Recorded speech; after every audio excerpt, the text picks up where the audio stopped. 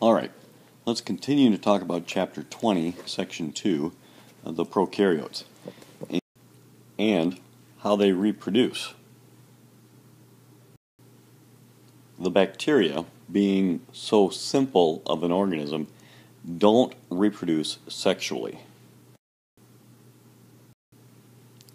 Bacteria reproduce by a method known as binary fission. In the process of binary fission, the bacteria simply make a copy of themselves. They duplicate.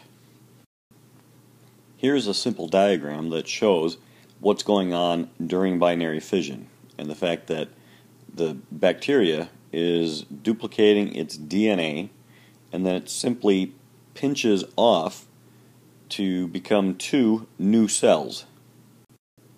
Now, while I said that the bacteria don't reproduce sexually, it should be stated that they do, or at least some of them do, exchange their DNA, or at least a portion of their DNA, and this is a process called conjugation.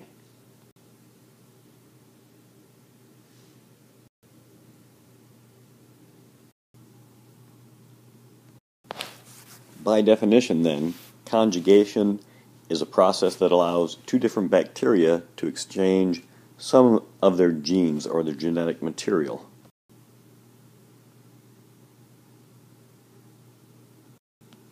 This exchange of genetic material allows the receiving bacteria to change its overall genetic makeup, and thus this increases diversity, because now the receiving bacteria gets new genes, new genetic material from another bacteria that is not the same as itself. So in the long run, that helps the bacteria survive, because now maybe they have some new adaptation that helps them survive new conditions. Remember, we talked about this during evolution. Now, here's a diagram that shows what happens when you have two bacteria of different, it could be different species, it could be just a different variety of the same strain, where the bacteria, when they get close to each other, they actually create a little connection, like you see here. It's called a pilus, and that pilus is nothing more than a tunnel, a pathway for some of the genetic material to get exchanged. And here you see there's donor DNA that's being exchanged. It's coming from this bacterium and it is being deposited into the bacterium on the right, and it eventually becomes incorporated in the DNA of the new bacteria. And as I said, that helps to increase genetic diversity, which is one of the key components for evolution to take place. Now, let's take a quick look at why prokaryotes are important. Why are the bacteria important to us? Well, the first reason is that a lot of the bacteria that we have out here are decomposers.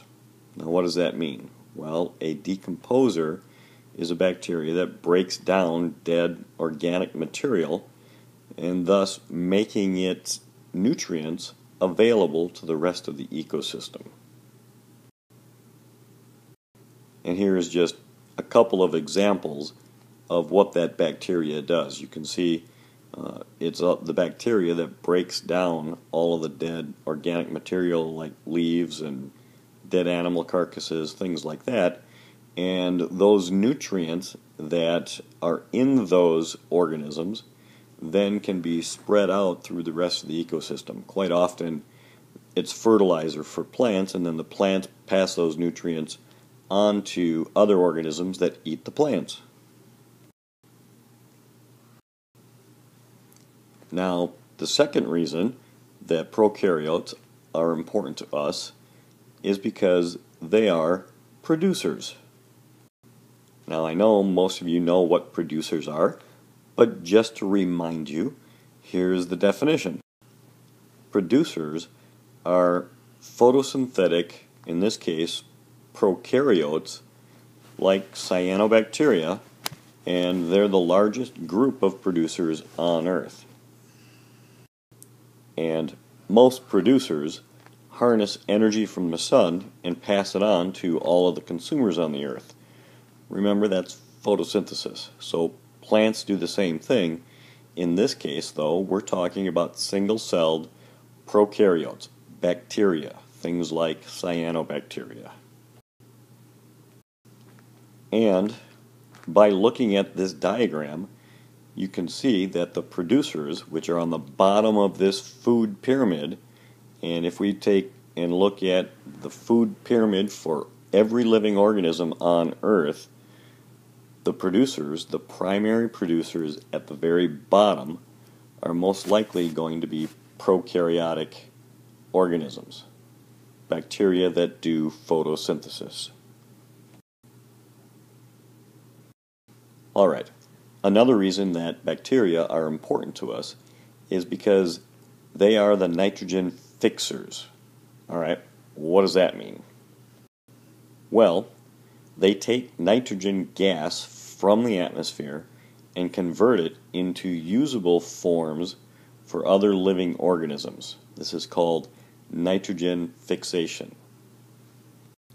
Now, you might be thinking, well, I don't understand, why is that such a big deal? You know, there's nitrogen in the air, we breathe it in all the time. Well, the reality is, living organisms can't access the nitrogen that we need for survival from breathing it in through the air. We actually have to consume it, and typically it comes in as protein. So how do we get the protein? And typically that's from the nitrogen fixers, which are all bacteria.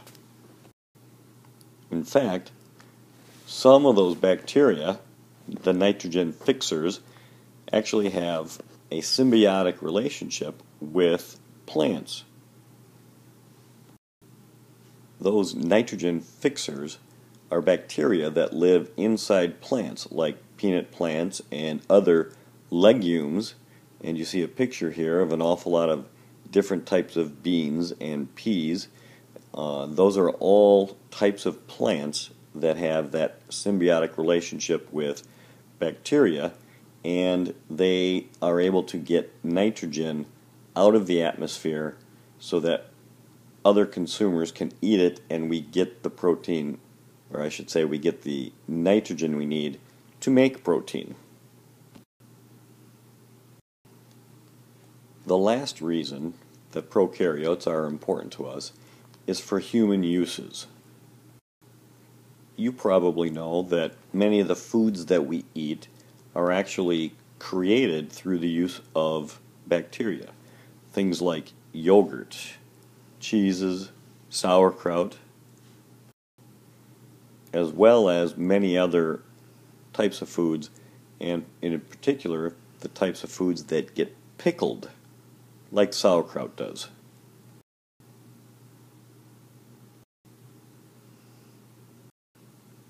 Humans also use bacteria for other things, such as cleaning up oil spills. Here you can see in the picture on the right the airplane that's actually dumping bacteria on top of the ocean to help clean up that oil slick that was created by this oil rig that exploded. Now, we don't use bacteria just to clean up things like oil from an oil slick. We also use it for other purposes. Some bacteria are actually used to clean up human waste. Now, what exactly do you mean by human waste? Well, we use bacteria at the wastewater treatment plants. And pretty much every community around the United States and probably around the world have a wastewater treatment plant, and most of the kids that I've ever had in class, they just like to call it the poop plant.